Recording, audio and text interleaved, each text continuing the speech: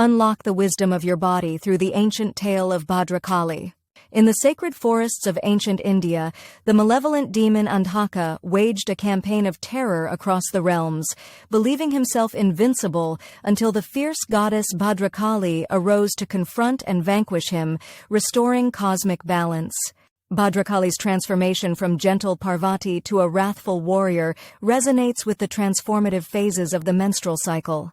Like Bhadrakali, who embodies formidable power to combat ignorance, women experience varied phases of strength, sensitivity, and resilience each month. Her fierce energy in dispatching Andhaka's minions can symbolize letting go of toxic habits or thoughts that arise during menstruation.